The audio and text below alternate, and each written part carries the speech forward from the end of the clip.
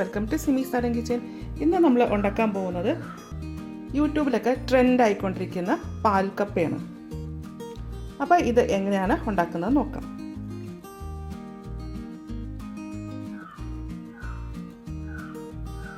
ഇതിനായിട്ട് ഞാൻ കപ്പ ചെറിയ കഷ്ണങ്ങളായിട്ട് മുറിച്ചിട്ടുണ്ട് കേട്ടോ.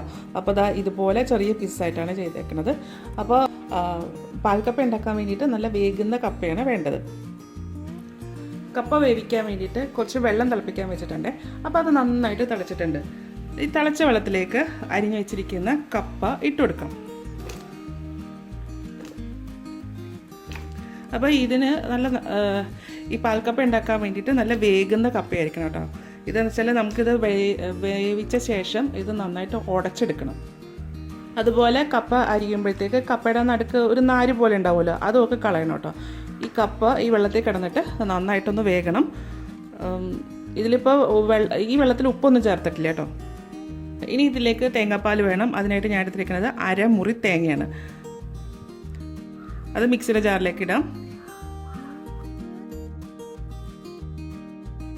ഇതിലേക്ക് കുറച്ച് ഇളം ചൂടുവെള്ളം ഒഴിച്ചു കൊടുക്കാം കേട്ടോ. അപ്പോൾ ഇതിന് അങ്ങനെ ഒന്നാം പാൽ രണ്ടാം പാൽ അങ്ങനെയൊന്നും ഇല്ല കേട്ടോ. ഒറ്റ ഒരു പാലെടുത്തേച്ചാൽ മതി. ഇതിലേക്ക് ഇളം ചൂടുവെള്ളം ഒഴിക്കുന്നത് എന്തിനാ വെച്ചാൽ നമ്മൾ പാല് പിഴിയുമ്പോഴത്തേക്കും ഫുള്ളായിട്ട് പാല് പോരാൻ വേണ്ടിയിട്ടാണ് കേട്ടോ. ഒരു പ്രാവശ്യം കൊണ്ട് തന്നെ ഒറ്റ പിഴിയലിൽ തന്നെ നമുക്ക് മുഴുവൻ പാലും ഇതിൽ നിന്ന് കിട്ടും. അതിന് വേണ്ടിയിട്ടാണ്. ഇതൊന്ന് അരിച്ചെടുക്കാം. മിക്സർ ജാറിലേക്ക് കുറച്ച് വെള്ളം ഒഴിച്ചിട്ട് ഒന്ന് ഇതിങ്ങോട്ട് ഒഴിക്കാം.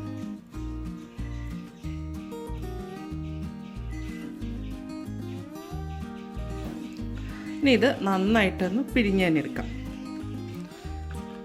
അപ്പോൾ ഇങ്ങനെ ആക്കുമ്പോൾ ഫുൾ പാലും ഇതിൽ നിന്ന് പോരും കേട്ടോ. കപ്പയ്ക്ക് എത്ര പാല് വേണമെന്ന് വെച്ചാൽ അതനുസരിച്ചിട്ട് വെള്ളം ഒഴിച്ചിട്ട് തന്നെ പിഴിഞ്ഞെടുക്കരുത്.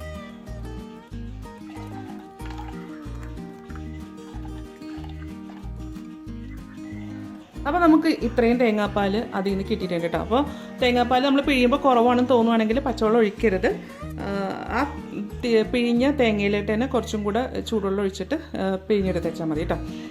അപ്പോൾ ഇതാ ഇത്രയും തേങ്ങാപ്പാലുണ്ട്.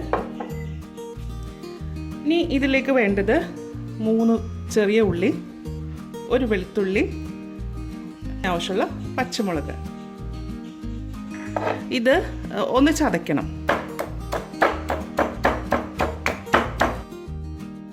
ഇതേപോലെ ഒന്ന് ചതച്ച് കിട്ടിയാൽ മതി. ഇനി ഇത് മാറ്റി വെക്കാം. ഇപ്പം നമ്മുടെ കപ്പ വെന്തിട്ടുണ്ട് കേട്ടോ. അപ്പോൾ ഒരുപാട് വെന്ത് ഉടഞ്ഞു പോകരുത്. അപ്പോൾ എന്താ വെച്ചാൽ ഉടഞ്ഞു പോയി കഴിഞ്ഞാൽ നമുക്ക് ഇതിൻ്റെ അകത്തുനിന്ന് വെള്ളം ഊറ്റിയിട്ട് അത് ഉടച്ചെടുക്കാനായിട്ട് കുറച്ച് ബുദ്ധിമുട്ടായിരിക്കും. അപ്പോൾ അതായത് ഇപ്പം നല്ല വെന്തിട്ടുണ്ട് കേട്ടോ. അപ്പോൾ ഇതിൽ ഇപ്പോഴും ഞാൻ ഉപ്പ് ചേർത്തിട്ടില്ല.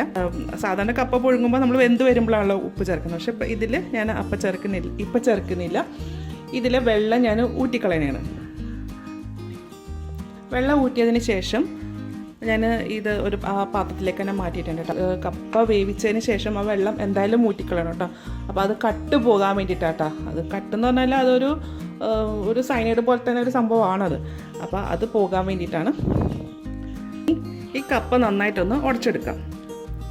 അപ്പോൾ ഒരുപാട് ഉടഞ്ഞ് അങ്ങ് പോകണ്ട. ഇച്ചിരി കഷ്ണങ്ങളൊക്കെ കിടന്നോട്ടെ കേട്ടോ. ഇതിലേക്ക് ചതച്ച് വെച്ചിരിക്കുന്ന ചെറിയ ഉള്ളിയും പച്ചമുളകും ഇട്ട് കൊടുക്കാം. ആവശ്യത്തിന് ഉപ്പ് അതും കൂടെ ചേർത്തിട്ട് ഇതൊന്ന് യോജിപ്പിക്കാം. ഇതിലേക്ക് നമ്മൾ പിഴിഞ്ഞു വെച്ചിരിക്കുന്ന തേങ്ങാപ്പാൽ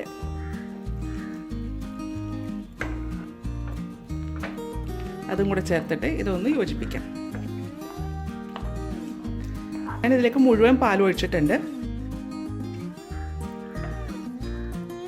ഇത് ഒഴിച്ചതിന് ശേഷം സ്റ്റൗ ഓണാക്കാം. ഇത് എല്ലാം യോജിപ്പിച്ച് കഴിഞ്ഞല്ലോ. ഇനി ഇതൊന്ന് നന്നായിട്ട് തിളയ്ക്കണം. കപ്പ ആയതുകൊണ്ട് ഇതിപ്പോൾ പെട്ടെന്ന് തന്നെ കുറുകുവേ. ഇപ്പം ഇത് നന്നായിട്ട് തിളച്ചിട്ടുണ്ട്. അപ്പോൾ ഇതുപോലെ നന്നായിട്ട് തിളച്ചാലാണ് ഇതിലേക്ക് നമ്മൾ ചേർത്തിരിക്കുന്ന എരിവും ഉപ്പും ഒക്കെ നന്നായിട്ട് പിടിക്കത്തുള്ളൂ കേട്ടോ.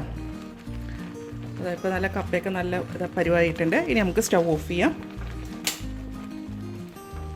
ഇനി ഇതിലേക്ക് ഒന്ന് വറുത്തിടണം. ഇതിലേക്ക് വറുത്തിടാനായിട്ട് 2 ടേബിൾ സ്പൂൺ വെളിച്ചെണ്ണ, അപ്പോൾ 1/2 ടീസ്പൂൺ കടുക്,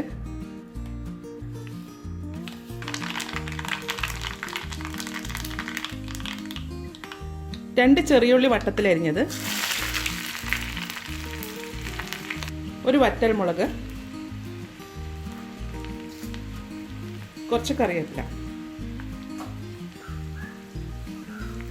ഇത് എണ്ണയിൽ നന്നായിട്ടൊന്ന് മൂപ്പിക്കണം, ഒരു ബ്രൗൺ നിറാകുന്നത് വരെ.